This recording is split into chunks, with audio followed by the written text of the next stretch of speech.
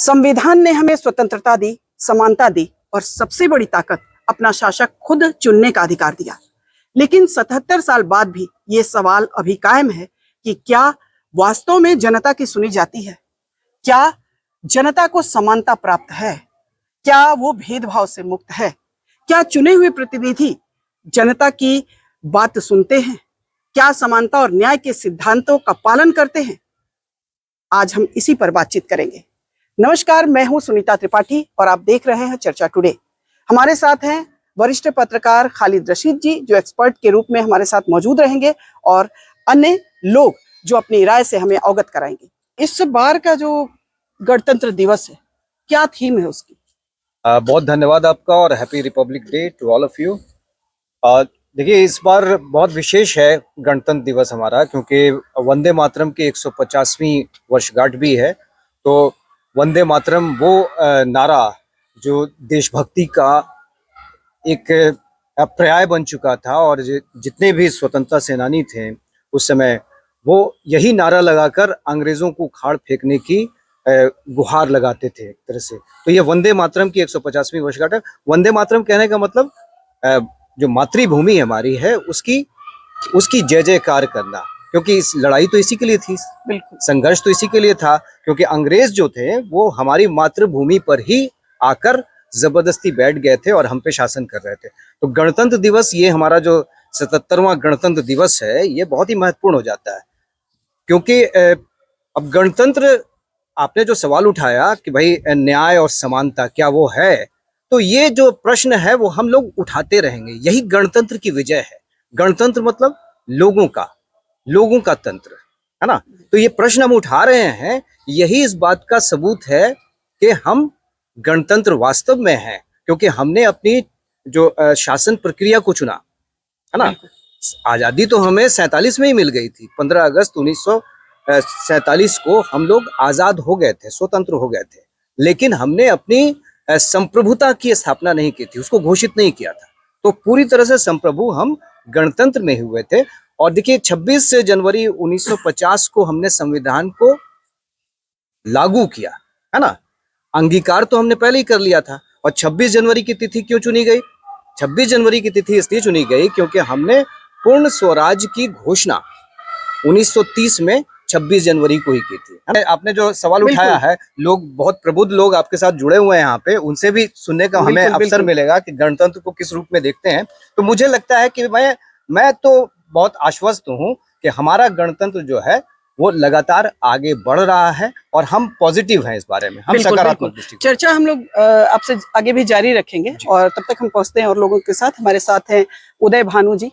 उदय भानु जी, आप आज जो गणतंत्र देखते हैं, क्या लगता है आपको कि सब कुछ कंप्लीट तो नहीं हुआ है, लेकिन सही दिशा जा रही है, या कुछ और सुधार आप करना चाहेंगे, और बेहतरी के लिए और क्या सुझाव देना चाहेंगे आप? सही दिशा में जा रही है, ठीक ही है। लोग कह रहे हैं, इसलिए मैं भी कह रहा हूँ। गणतंत्रता की महत्व हम लोग केवल गणतंत्र होने से लिए हैं। सही दिशा में जाना ठीक है, देश डेवलप कर रहा है, गणतंत्र भी मेरा डेवलप कर रहा है। जहां भी ये बातें आ रही है, आम पब्लिक यहाँ कहीं, जनता नहीं है, आम पब्लिक नहीं है, जनता में कुछ लोग, चाहे तो ऊपर वाले जो बात को समझते हुए समझाने की कोशिश कर रहे हैं, चाहे तो नीचे वाले जिनको बात समझ में ही नहीं आ रही है, मध्यम वर्गीय परिवार इसमें बहुत कम है। जो हमारी राय है, ठीक है, हम लोग झंडोत्तोलन भी कर लेते हैं, गणतंत्र दिवस मना भी लेते हैं, बड़े गुणगान भी कर लेते हैं, कुछ लिख भी लेते हैं, कुछ लिखवाया जाता है, कुछ कहवाया जाता है, और जो लोग कर रहे हैं, बिल्कुल इसमें बहुत सुधार की जरूरत है, बहुत सुधार की जरूरत है। और जब तक आम आदमी नहीं इस बात को समझेगा, तब तक नहीं सुधरेगा। इसमें खास करके वो लोग, वह ग्रुप जिसने स्वतंत्रता दिलवाई। हम लोग खालिद जी वंदे मातरम की बात कर रहे थे, तो वंदे मातरम उस व्यक्ति की रचना है जो बहुत समझदार, बहुत काबिल थे। कोई भी आम आदमी की वैसा स्लोगन हमारी न स्वतंत्रता में आई और न गणतंत्रता में आई। ये सच है कि बहुत सुधार की जरूरत है और प्रगति करने के बावजूद आम लोगों को ऐसा लगता है कि कहीं ना कहीं हम कुछ चीजों में तो पीछे रह गए और स्पेशली जनता से जुड़ने में। आम जनता को अभी भी न्याय देर से मिलता है, उसकी बातें नहीं सुनी जाती हैं, थाने में उसकी नहीं सुनी जाती है, भ्रष्टाचार है, बहुत सारी चीजें हैं, लेकिन फिर भी हम डेवलप तो कर रहे हैं, बड़े देशों की श्रेणी में शामिल हो रहे हैं। आपकी नजर में और एक शिक्षाविद होने के नाते और ऐसा क्या सुधार किया जाए? देखिए, गणतंत्रता हो या स्वतंत्रता हो, देश हो या घर हो, जो सबसे इम्पोर्टेंट बात है शिक्षा की कमी। हमारी शिक्षा पद्धति पर न पहले ध्यान दिया जाता था और न आज ध्यान दिया जा रहा है। हमारे शिक्षाविद भी नकल कर रहे हैं, सभी नहीं, लेकिन ज्यादा परसेंटेज उन्हीं लोगों का है। तो जब तक शिक्षा अपने अंदर से नहीं उठेगी तब तक शिक्षा का नहीं विकास होगा। और रही बात डेवलपमेंट की, ये तो एक डाटा है और मैं डाटा पर कभी विश्वास नहीं किया। रिसर्च में मैंने रिसर्च क्या किया इसका इंपॉर्टेंस नहीं था, सबसे बड़ी इंपॉर्टेंस थी कि Patna university, Indian institute of science Bangalore और IIT कानपुर, 3 जगह मैंने काम किया। मेरा ओरिजिनल MS इलाहाबाद यूनिवर्सिटी से था। तो मैं 4 लगभग अच्छे संस्थान में देखा, लोगों को काम भी किया। वो लोग क्या करते थे उनको खुद समझ में नहीं आ रही थी। सर, तो एक बात तो मैंने जो समझा, आपको लगता है कि रिसर्च और इनोवेशन पर भारत में अभी भी उतना अच्छे से काम नहीं हो रहा है, अच्छे से नहीं, और नकल की प्रवृत्ति ज्यादा है। बेसिक जो क्या कहते हैं, जो मूलभूत काम है वो अभी नहीं हो। हाँ, प्राइमरी वर्क में हम पीछे हैं। जो सुधार होगा तो भारत आगे बढ़ेगा।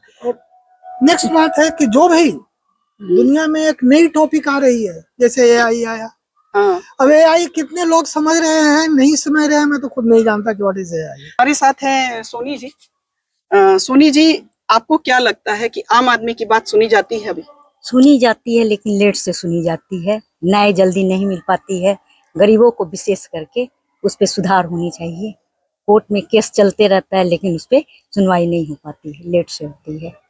बिल्कुल, तो इनका न्याय व्यवस्था पर है कि लंबित न्यायालयों में वर्षों से मुकदमे चलते रहते हैं, लंबित न्याय है, जो कि आम लोगों की पहुंच से दूर हो जाता है, क्योंकि न्यायालयों के चक्कर काटने और वकीलों की फीस भरने का सबके पास मानदान नहीं है। स्पेशली गरीब लोगों को न्याय नहीं मिल पाता है, सुलभ नहीं हो पाता है। और जो और लोग भी हैं जो सुलभ भी हैं, जिनके पास, उनको भी बहुत लंबी प्रतीक्षा, बहुत लंबी समय लगते हैं। हाँ, विशाल जी हैं और चिकित्सा के क्षेत्र से जुड़े हुए हैं, इसीलिए इनसे ये जानना ज्यादा जरूरी है कि चिकित्सा में आप क्या सुधार चाहते हैं, या आपको क्या लगता है कि आम लोगों तक चिकित्सा कैसे सुलभ हो सकती है? सबसे पहले तो आप सभी को गणतंत्र दिवस की हार्दिक शुभकामनाएं। चिकित्सा में जहाँ तक बात है, आज भी हम जो देखते हैं, जो गवर्नमेंट हॉस्पिटल है, जब इमरजेंसी रहता है या किसी वहाँ पे डॉक्टर नदारत रहते हैं, उसको देखने वाला या उसको समझने वाला कोई नहीं है, कहीं पे कोई लोग नहीं है। वही डॉक्टर जो सरकारी हैं वो अपने क्लिनिक खोले में है, वहाँ पे प्राइवेट प्रैक्टिस कर रहे हैं, वहाँ पे मनमाना फीस वसूल कर रहे हैं। तो बहुत ज़्यादा प्रॉब्लम यहाँ पे है। तो मेरा एक मानना है कि हमारा संविधान जनता का, जनता के लिए, जनता के द्वारा बना गया है, पर यहाँ पर एक ही चीज लागू होता है, जनता के द्वारा, बाकी कुछ भी लागू नहीं है। जो होना चाहिए जनता के लिए नहीं है, जनता से नहीं है, बस जनता के द्वारा बन जा रहा है। हम लोग गणतंत्र चुनते हैं पर जनतंत्र में कुछ नहीं हो रहा है। प्रॉब्लम यही है, सबसे बड़ा प्रॉब्लम है कि हमको बेसिक्स पे हम लोग, हमारी गवर्नमेंट जो भी इतने सालों से राज की या अभी बेसिक्स पे नहीं जा रही है। बेसिक्स जब तक हमारा सही नहीं होगा हम लोग कुछ भी नहीं कर पाएंगे। आपको क्या लगता है कि पहले की तुलना में अभी जो चिकित्सा में कुछ सुधार पहले से बेहतर हुआ है या नहीं? हॉस्पिटल्स बहुत बने हैं, एम्स बहुत बने हैं, पर जो बेसिक्स है वही कि पेशेंट्स वहाँ पर पहुँच नहीं पा रहे हैं, जो पहुँच रहे हैं वहाँ पे उनका इलाज प्रॉपर नहीं हो रहा है, और लास्टली उनको प्राइवेट में जाना पड़ता है अपने बेटर ट्रीटमेंट के लिए। वहाँ पे वो लोग बेटर ट्रीटमेंट नहीं प्राप्त कर रहे हैं, उनको बहुत तकलीफ है। बिल्कुल, विशाल जी की बात से मैं सहमत हूँ। अभी भी देश के अधिकांश जो सरकारी चिकित्सालय हैं उनका यही हाल है कि डॉक्टर टाइम पर नहीं पहुँचते हैं, प्राइवेट प्रैक्टिस में लगे रहते हैं और लोगों को प्रॉपर जो है चिकित्सा नहीं मिल पाती है, सुविधाएं नहीं मिल पाती हैं। सरकार द्वारा जो आवंटित किए जाती हैं दवाइयां या जो सुविधाएं दी जाती हैं उनका भी प्रॉपर इस्तेमाल नहीं होता है। कई बार दवाइयों को लोग बेच देते हैं, ब्लैक मार्केट में वो चली जाती हैं।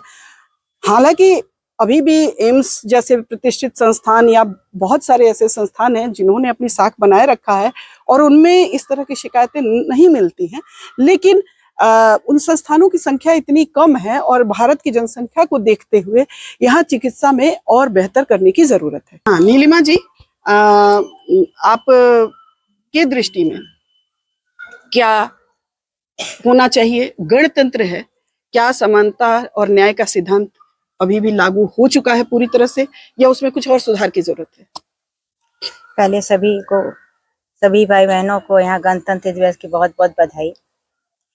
और मैं ये कहना चाहूंगी, संविधान तो लागू हुआ लेकिन फुल्ली इसका इम्प्लीमेंटेशन नहीं हुआ।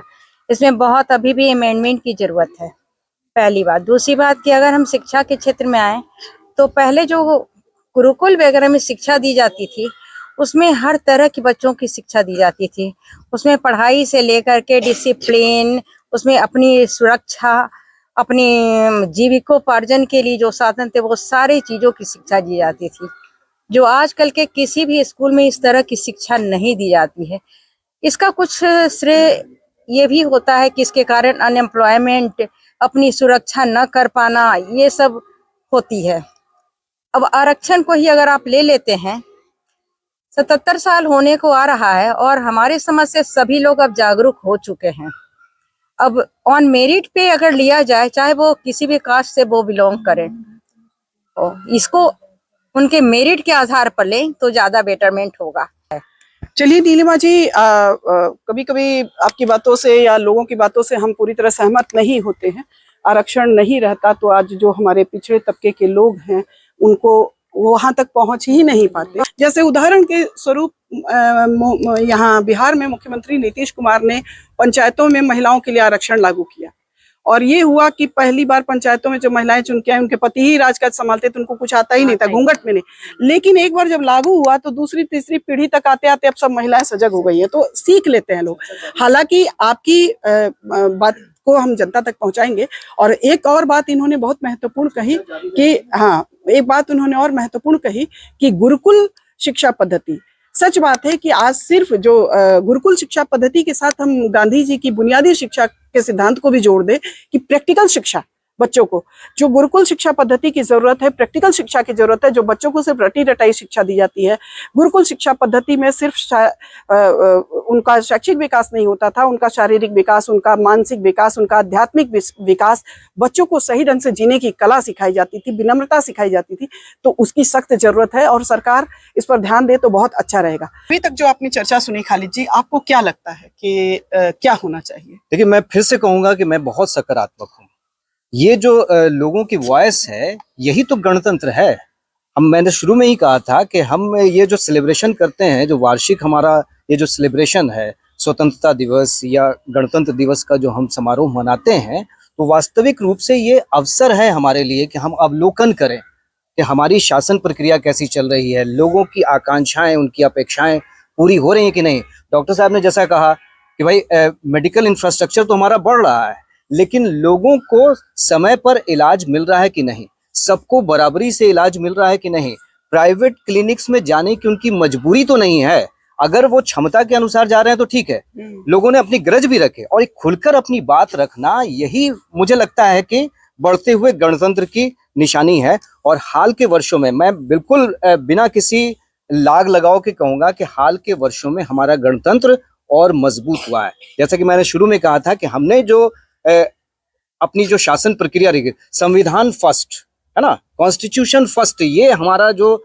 सिद्धांत था, हमने मोनार्की की तरफ से जो शिफ्ट किया था गणतंत्र की तरफ, कि हमारा जो शासन अध्यक्ष होगा वो चुना हुआ व्यक्तित्व होगा, है ना, जनता द्वारा, गण द्वारा। तो गणतंत्र है, जनता का तंत्र है, इसमें कमियां है और इसी कमियों को हमको दूर करना है। जो वरिष्ठ जो नागरिक हैं और शिक्षाविद भी हैं, वो बहुत सही बात कह रहे थे कि हमें जब तक शिक्षा को उस स्तर तक नहीं ले जाएंगे, है ना, तो हमारा जो गणतंत्र है उसको मजबूत करने का जो सपना है वो सपना ही रहेगा, है ना। तो सभी लोग एक तरह से आगे बढ़ें, सबको आगे बढ़ने का अवसर मिले, और जो कमियां हैं उस पे बराबर बातचीत होनी रहनी चाहिए, खुले मन से बातचीत होती रहनी चाहिए, यही हमारा संदेश है। प्रीति, आपकी नजर में जो अभी का गणतंत्र है, जो आप चुनने का, आपको सरकार चुनने का अधिकार है, क्या वो अधिकार अन्य उसमें जो जीवन के अन्य क्षेत्रों में भी आपको मिलता है? आपको लगता है कि सही है? क्या सुधार चाहती हैं आप?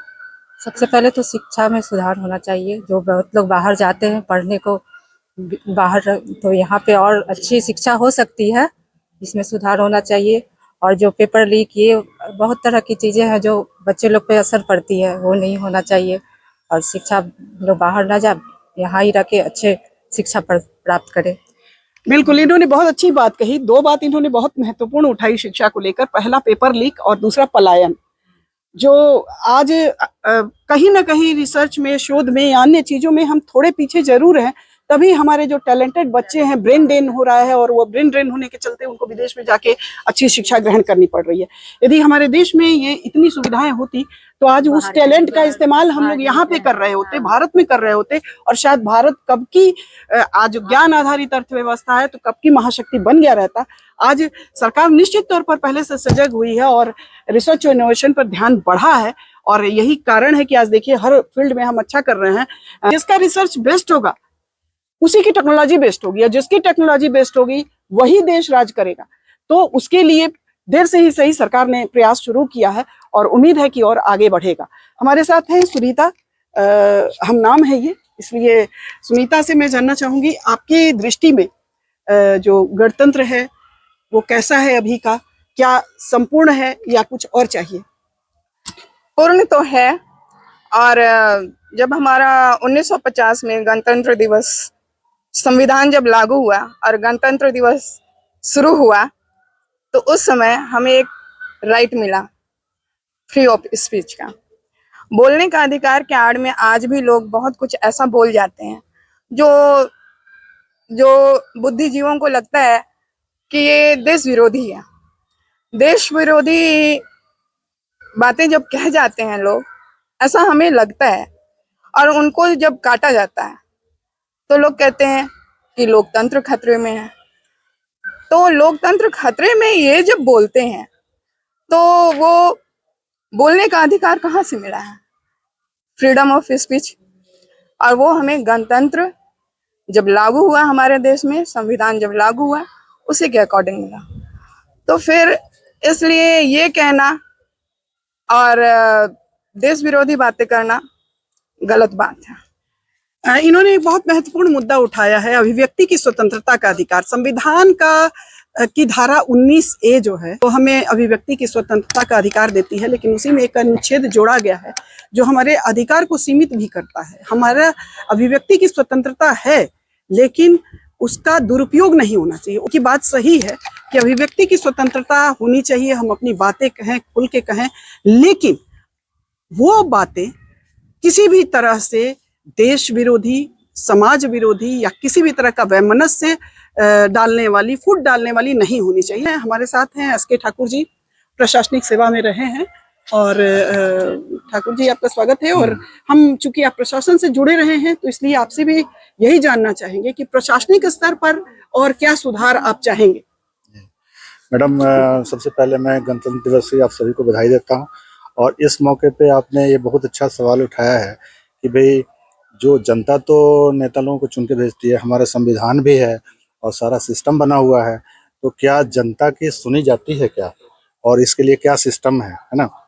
तो जो आपने इसमें, मैं समझता हूँ कि आपकी पत्रकार लोगों की और जो बुद्धिजीवी वर्ग है उनकी बहुत बड़ी भूमिका है कि वो जनता की जो आवाज़ होती है उसको देखते हैं कि भाई ये क्या जेन्युइन मुद्दा है, इसका संविधान के अधिकार प्रदत्त मुद्दा है और इस पर क्या कार्रवाई होनी चाहिए। तो इसके लिए एक तो जनता को जागरूक भी करना चाहिए कि भाई सरकार ने कौन कौन से सिस्टम बनाए हुए हैं। जन शिकायत का सिस्टम है, पब्लिक ग्रीवेंसेस का सिस्टम बना हुआ है, और उस पर मैं पत्रकार लोगों से थोड़ा अनुरोध ये भी करूँगा कि ये जो जन शिकायत का जो डिस्पोजल होता है उसकी क्या क्वालिटी है, इस पे भी नजर रखें, क्योंकि सरकार ने सिस्टम तो बना दिया और वहाँ पे जैसे किसी ने शिकायत की तो उसका शिकायत का निष्पादन भी हो गया, लेकिन निष्पादन क्या माने कि सही तरीके से हुआ या टाल मटोल वाला हुआ, उनके ऑफिसर्स उसको रिव्यू कर रहे हैं कि नहीं, देख रहे हैं कि इस पे माने कि अगर ये आप लोगों का बुद्धिजीवी वर्ग ये थोड़ा ध्यान दे इस पे, तो इसमें माने सरकार का तो पहल है ही, लेकिन फीडबैक्स जब जाएंगी तो उसका और भी माने हमारा जो प्रशासन तंत्र है, जो एग्जीक्यूटिव जो इसका जो समस्याओं को देखते हैं वो जागरूक होंगे और उस पर ध्यान दे करके काम करेंगे। बिल्कुल। तो ये मैं आप लोगों से अनुरोध रहेगा ही। बिल्कुल। तो बहुत महत्वपूर्ण बात ठाकुर जी ने उठाई। इनका कहना है कि जो सरकार ने जो शिकायत का तंत्र बनाया है उसके लिए पब्लिक को भी जागरूक होना होगा, मीडिया को भी जागरूक होना होगा। मेन निष्पादन की क्वालिटी, सारी शिकायतें हम कर रहे हैं, जनता कर रही है, अधिकारी उनका निष्पादन तो कर रहे हैं, पर क्या सही ढंग से कर रहे हैं, क्या वो निष्पादन उच्च गुणवत्ता का है या महज टाल मटोल किया जा रहा है, इस पर देखना जरूरी है।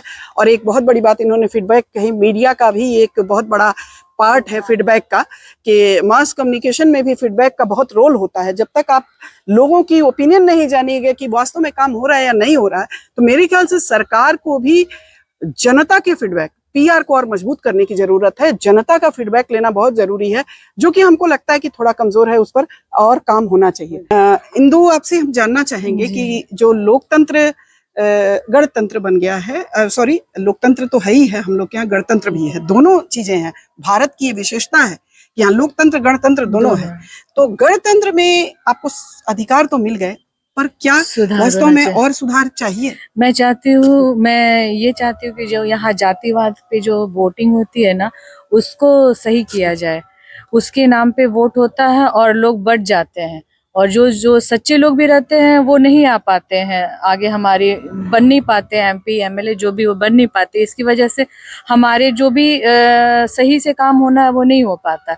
दूसरी जो आरक्षण है, आरक्षण पे बहुत बड़ा विवाद है जो हमारे देश में है, जो उसको सही करना चाहिए, क्योंकि इसके कारण क्या हो रहा है, जो ऊंचे जो मतलब जिनको मिलना चाहिए आरक्षण, वो तो चलो पहले देश हमारा जब आजाद हुआ था उस समय उनको जरूरत थी, लेकिन उसके बाद जब उन लोगों के स्तर बढ़े हैं तो तब भी वो आरक्षण चाह रहे हैं। तो इसमें सुधार होना चाहिए, क्योंकि बहुत लोग ऐसे जो जनरल कास्ट में भी उनकी बहुत स्थिति दयनीय है, वो अपने बच्चे को पढ़ाई भी नहीं करा पाते। को बता दें कि सरकार ने ईडब्ल्यूएस आरक्षण भी लागू किया है। अच्छा, उसके बारे में जानकारी। और हाँ, आर्थिक रूप से कमजोर वर्ग के लोगों के लिए भी आरक्षण की व्यवस्था की गई है।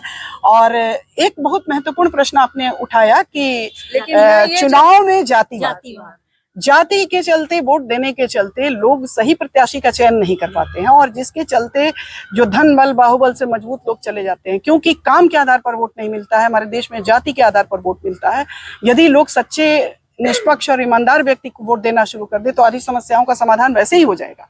लोग जानते हैं कि हम काम नहीं भी करेंगे तो मेरे जाति के नाम पर वोट मिल जाएगा, इसलिए वो फ्री होके कमाते हैं, खाते हैं। चुनाव के टाइम पर जनता को बरगला के जाति के नाम पर वोट ले लेते हैं, और इससे हमारा सबसे बड़ा, हमारे लोकतंत्र के लिए, गणतंत्र के लिए सबसे बड़ा खतरा यही है।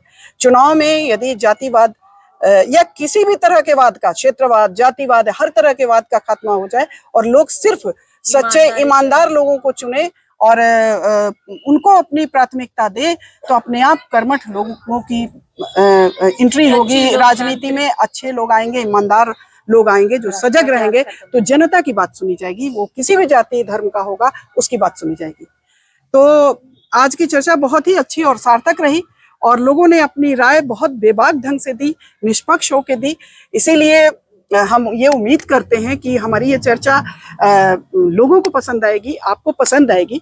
तो दर्शकों जरूर बताइएगा कि ये कार्यक्रम कैसा लगा। हमारे चैनल को लाइक करें, सब्सक्राइब करें और शेयर करें। नमस्कार। सभी देशवासियों को गणतंत्र दिवस की हार्दिक शुभकामनाएं।